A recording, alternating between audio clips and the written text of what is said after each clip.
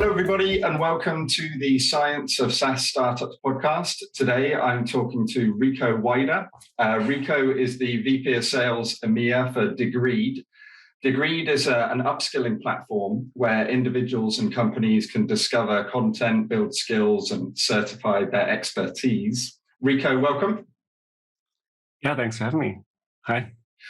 So just want to kick things off by just asking a couple of questions to help the audience get to know you a little bit. So first off, what first attracted you to developing a career in sales? I think from a little kid onward, have been always very talkative, outgoing, and guessing also always very curious. So it felt very naturally as I slipped into this profession. Yeah. Okay. So it always seemed like an obvious move to you, even when you were a kid, did it? Exactly. Yeah. I mean, when it came to my grandfather had orchards, sort of fruit trees. He would bring them by, and I would go and sell them in sort of our neighborhood without being asked to make some money. I would, as a student, I would finance my sort of my cost of living by trading goods from China over to Europe and things like that. So I've continued to try to make a living out of finding what people are looking for. I don't know. That's how I got started, at least. Yeah. I've got a 9-year-old daughter who spends a lot of time selling cookies at the front of the house. So maybe she's a future VP of sales. We'll see how she goes. Very probable. So I was looking at your background, and I noticed that you'd spent a lot of time working in different countries, obviously different cultures. And I wondered, what's the easiest country to just get deals done? I think very naturally, sort of where your cultural background comes from, I guess. I feel it's a lot more easier to sell in Switzerland as I'm born here. Okay. When it's going to be a lot harder to sell in Korea or to sell in India if you don't have the same background. You really need to dive into sort of how to do it, and maybe fail a couple of times until you have figured it out. So I'd say your own country. That's the easiest place for any sales rep. In the past, sort of at a previous company, we realized that it was very easy for us to do marketing and sales in Germany and Switzerland. We had really hard time in the UK because it was very different.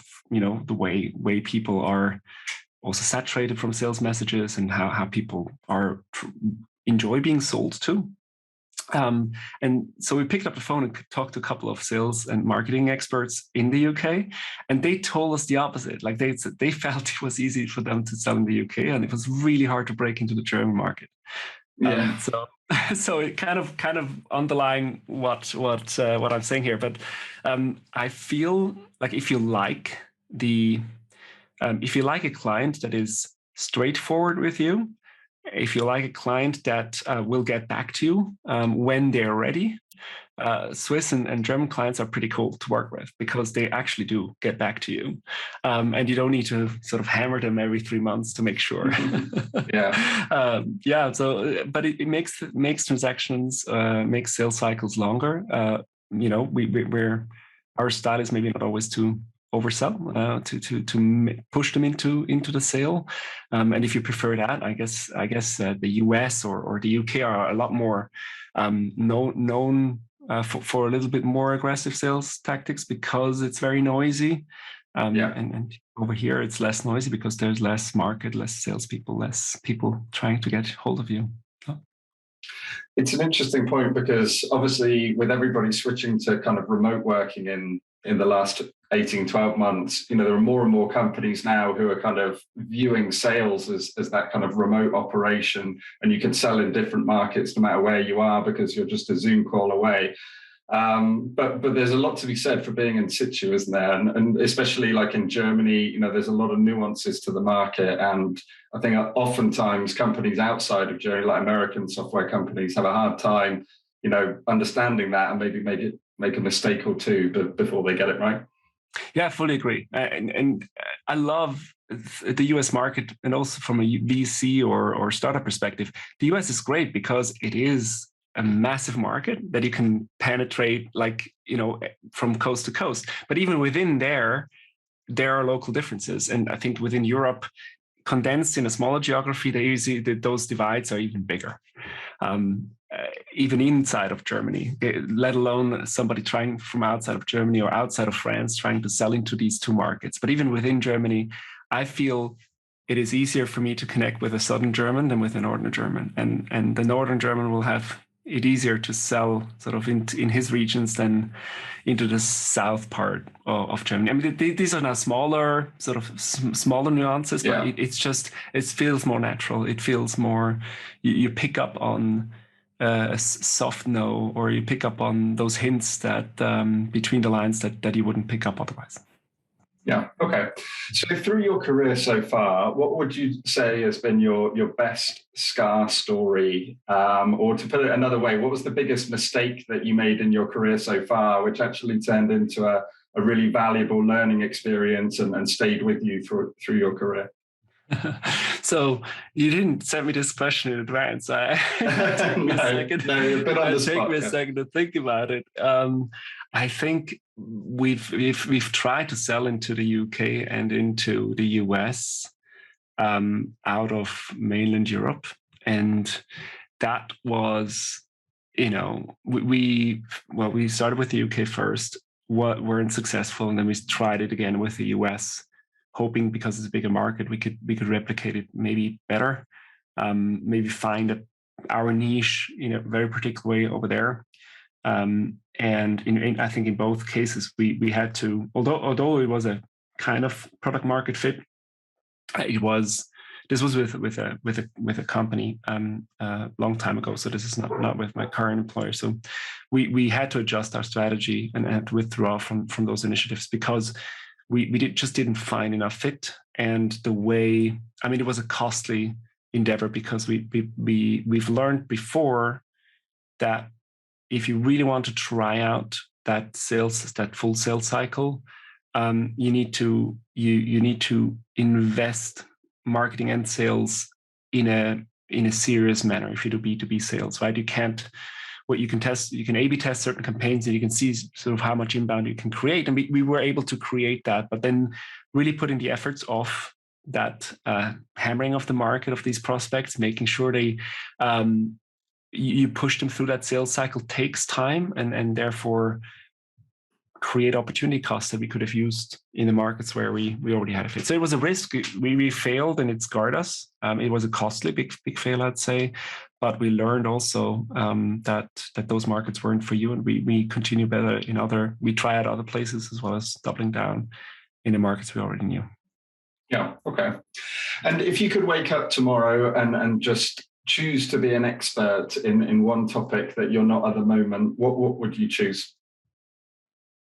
I would say data analytics is one thing that would, I think, so I got through statistics during my university time and I had to go through it again recently. And it always got me to a certain point, but I think there's a lot more for me to learn and to make my work easier when you deal with a lot of data. So that could just be with the data you'd already have in Salesforce available or in your CRM available. Could be with regards to market analyses, or just to interpret certain things on your deal flow. I don't have that. I think that would be my quick answer. There is still a ton of flaws, ton of things to improve on. So I would have a couple of more gaps here to name, but I think that would be the one that would interest me most right now. Yeah, and it's obviously a hugely developing part of sales leadership, just in general, isn't it? More and more data coming at you from all angles, and how you kind of, in action, those insights that you're getting there. So if we jump into Degreed, do you want to kick things off and just give us an overview of the company and what you're trying to do? Yeah, sure. We are based out of the US. We are sort of divided between the coasts, but originally come from Salt Lake City and San Francisco. We are over 600 something people right now, growing really quickly, and we focus on the enterprise B2B space around learning technology.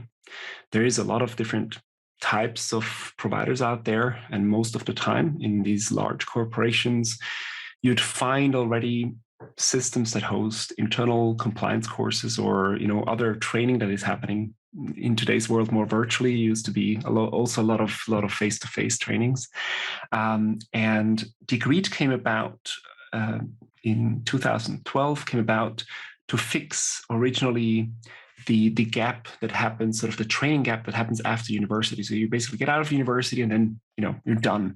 You go into work, and you finish. Yeah. You finish, but then in our minds, education stops there. If I asked you, what's your education, you would go back to. You would tell me about your education, your university degree, etc. You wouldn't talk about the book you read last week, right? Or the course you took on LinkedIn Learning 2 weeks ago or 3 months ago. So in the same way, if I asked you how fit you are and you tell me I ran a marathon 20 years ago, that's also not really telling me much about your fitness today. No. And so we try to take those worlds that corporates offer today with their existing systems, system trainings, existing learning and development offerings, and we merge that with the other 70, 80, 90% that is happening outside of the company's view. So on-the-job training, people reading books or doing courses outside of what the company offers them. And we've created, so this is more an American point of view on this, sort of this university transcript. We wanted to extend that to sort of a lifelong learning transcript. And I think in our sort of European hemisphere, we look at this as lifelong learning, where the employee can tell if they can choose to share what they're learning, they can choose to track what they're learning, but at the same time, the employer suddenly starts to see every skill that is being built. So whether it's an internal system, whether it's externally, whether it's somebody that you pay, or free stuff, stuff that we'll see on LinkedIn and read, TechCrunch, or this podcast today, you could track this episode on Degreed. And what Degreed does then as a platform, sort of as an upskilling platform, is we aggregate the data that we see, the metadata and all the data snippets that we receive from these different systems.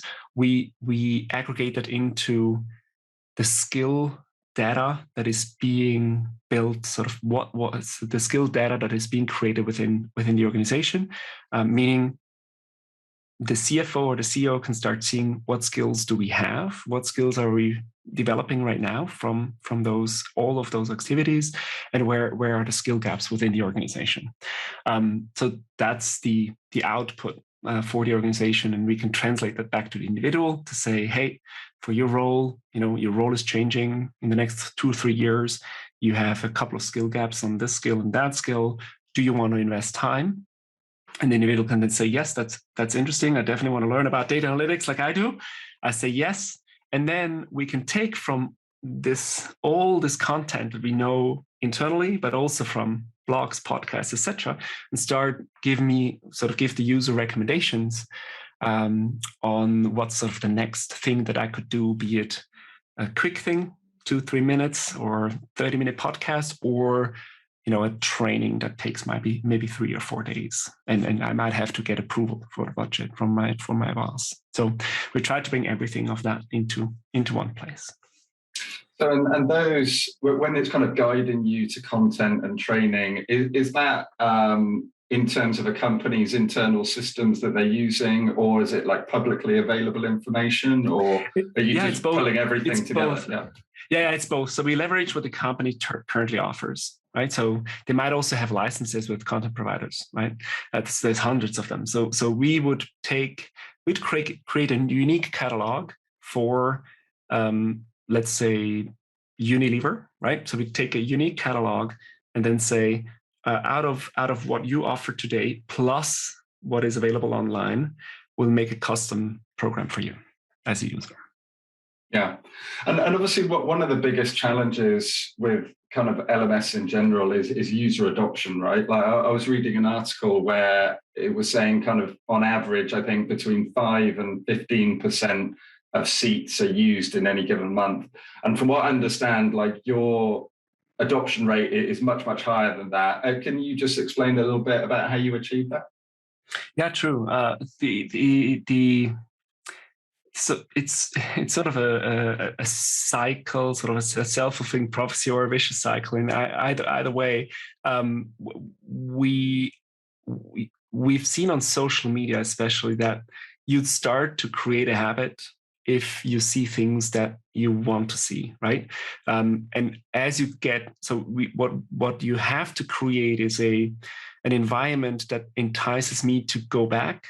And the way social media and also Degreed tries to achieve this is with very tailored content that is interesting for you as a user. So if we can achieve the user, sort of a user experience where I want to go back because it has things that interest me, that's when people will come back. And we do this with data. So as social media do it, right? We try to make you an offering that is currently relevant for you.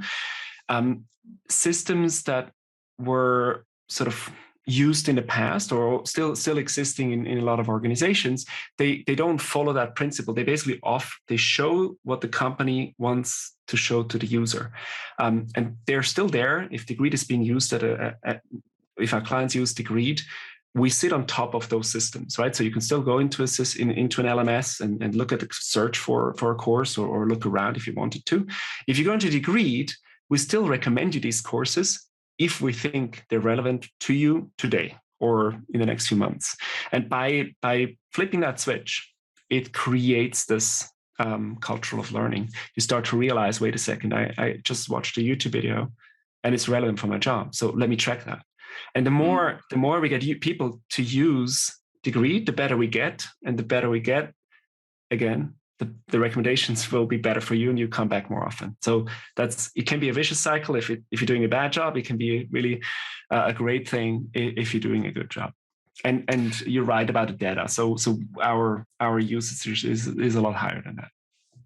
Yeah, it's interesting that you compare it to social media, because obviously one of the problems with all the big social media platforms is the confirmation bias, and we just see what we want to see. Whereas the nice thing about what you're doing is kind of interrupting that thinking, because you're saying, right, we've got a skill gap here, you need to kind of go in this direction and learn something new.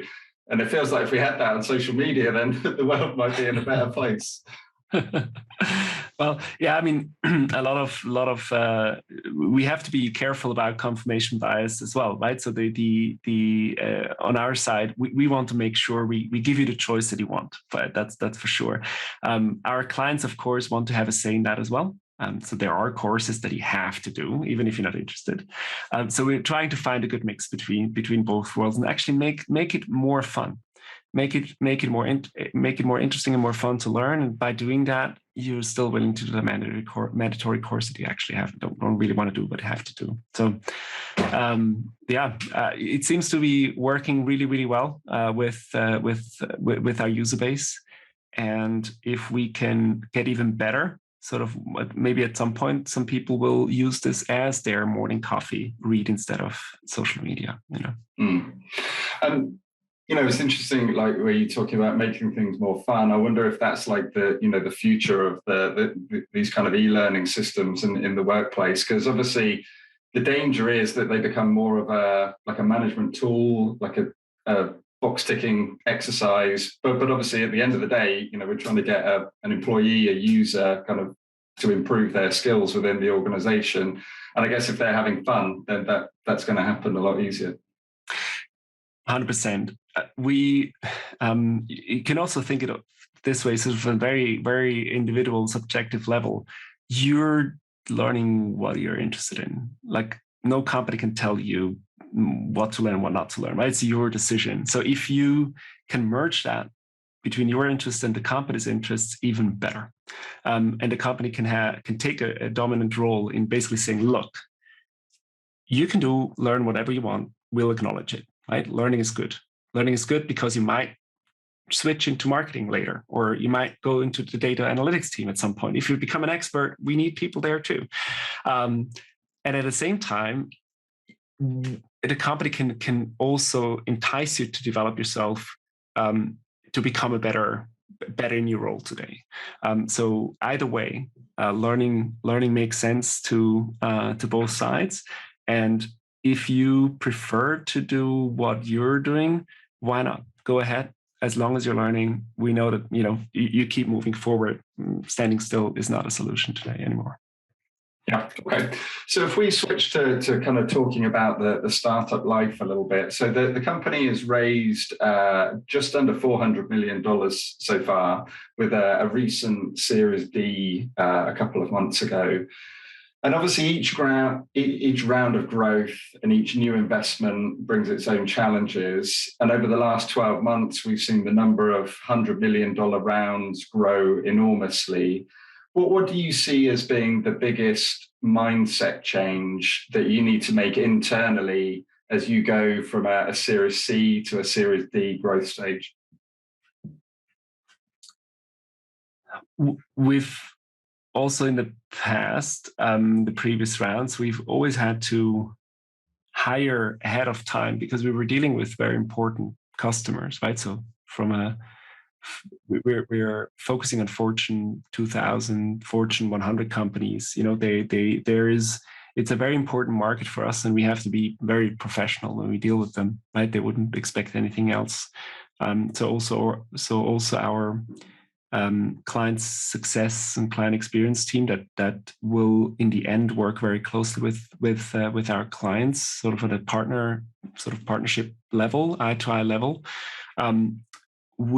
cannot be stretched, right? They need to be able to invest time. They need to be able to make sure that the client is happy. And these are large organizations. So they're usually slower. It's a big project, etc. So we always had that mindset that we need to be prepared and hire ahead of time. I think with recent rounds, that has just become more distinct and even more serious. That we are playing in a market that has little margins, and we need to be at our A game to succeed.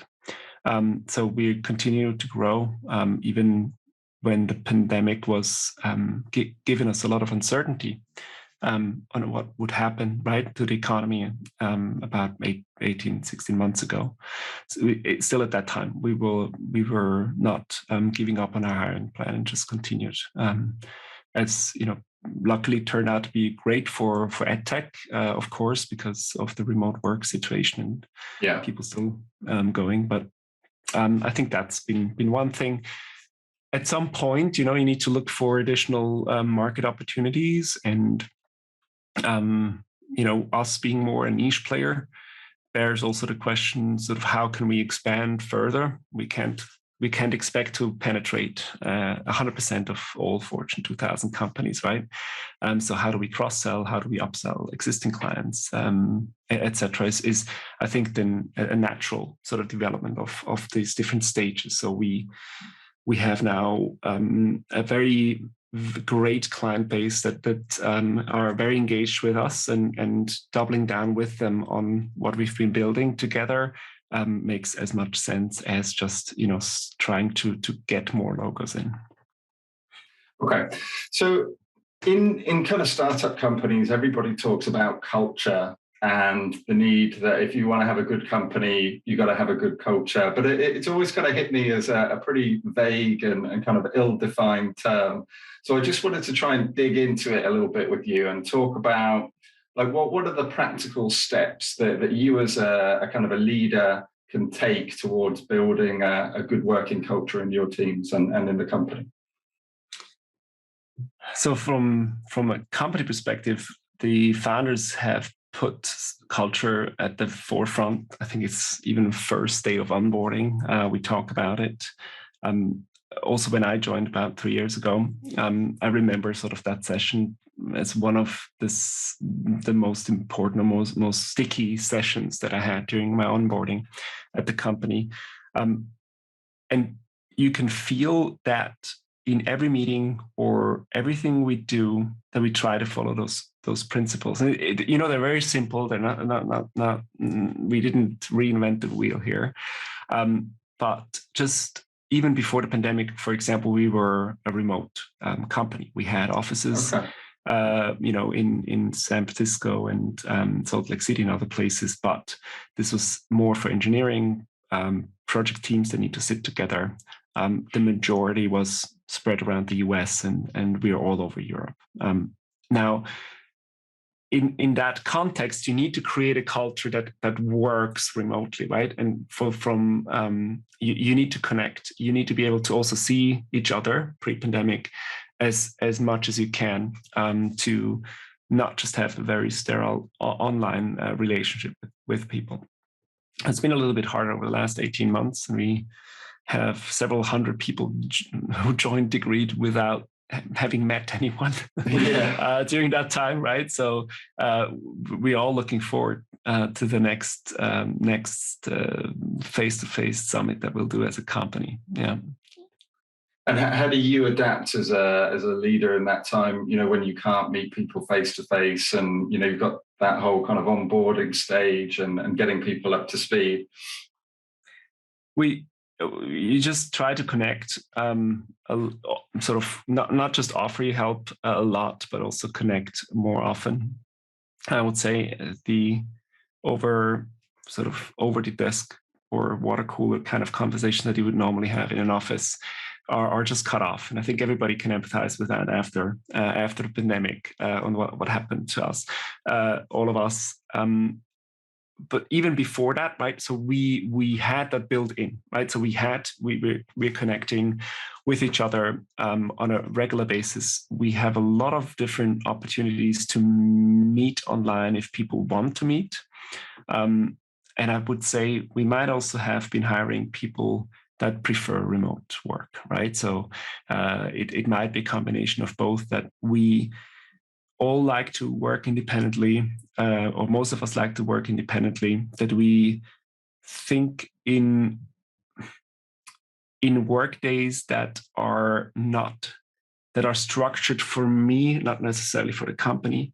So I would make sure that I get the output that is required from me, rather than just show up in the morning and then go back after 9 hours.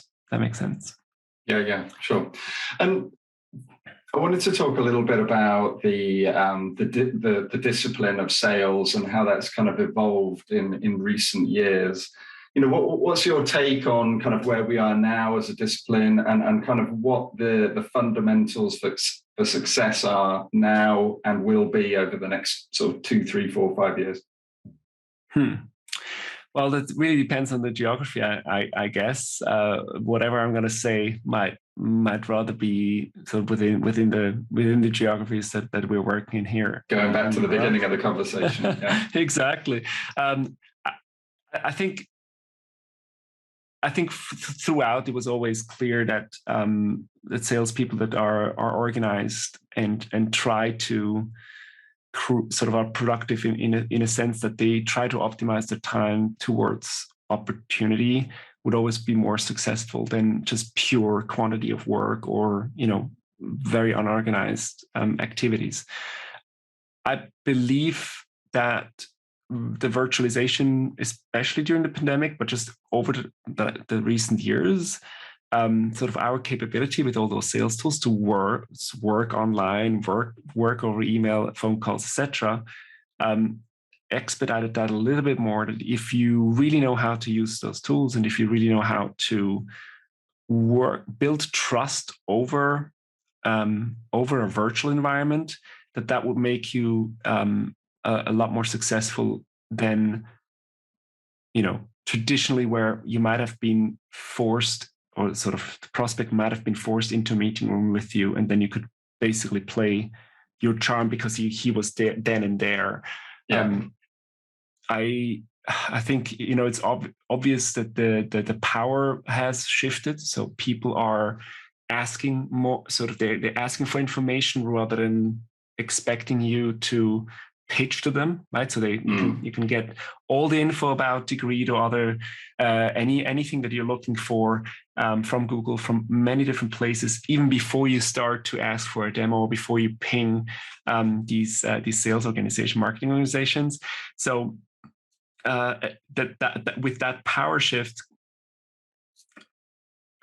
came a different role from a sales rep to be sort of the enabler of that information, right? So you could expect the person to already be either prepped and ready to discuss, not to buy, but to discuss, or a person that says, it's your time now, tell me, right? And in both times, you have the opportunity to create a trust base that you're not there to sell to them, but rather to help them with their decision. And if it's the wrong decision, I personally, I believe you should tell that to the prospect. You don't necessarily need to sell them something they don't use. If you tell them, they will, in my experience, come back once they know they need you.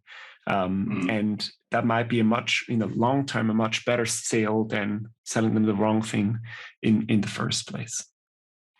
Yeah, it kind of struck me that the way sales has evolved, historically, it used to reward kind of aggressive and maybe more pushy sort of male dominated environment. Whereas now a lot of the skills that you need to be successful is like good listener, building empathy and trust. Females, in general could be a lot stronger there. But because of the kind of history of sales, you don't have the pool of women necessarily to kind of choose from. And I wonder what the industry can do to kind of change that kind of mix of gender in the sales industry and kind of promote itself more to kind of female people joining. Yeah, I think you're spot on there. I don't think it makes any difference. It's about whether you can listen. It's about whether you can be empathetic and depending on what you're selling. But let's just think about complex software deals. It's really not about your solution as a product, but rather the client's problem that you're trying to solve together with them. And if you can be innovative around that and help them to find the right fit for them, that's not an easy task. It's not just a take A or B kind of sale. So fully agree with you. What can the industry do is, it's a tough question. It's definitely a tough question, but I just hope that will correct itself over time as well. As we're looking a lot more into hiring in general, right? Hiring with a lot more diversity these days than it's maybe have been done 20 years ago. Yeah, I think you're right. I mean, I think these tech things, they just take a long time to change. And to be honest, the first thing that's going to change it is the intention to change. And obviously, if people can see that those skills are valuable, then they're going to promote them more. But it's been really great having you on today, Rico. If people want to get in touch and discuss Degreed, where do you spend most of your time? Are you on email, LinkedIn, the website? What's the best way to reach you? I think, the best thing is I'm a salesperson, so it would be LinkedIn. You can find me on the Rico Wyder with a Y. I don't think that there's that many people with that name. And my email as well is super simple. It's rico@degreed.com. Okay, great stuff. Well, I really appreciate your time and look forward to seeing how the company grows over the next few years. Likewise. Yeah, thank you, Ben. Thanks for having me.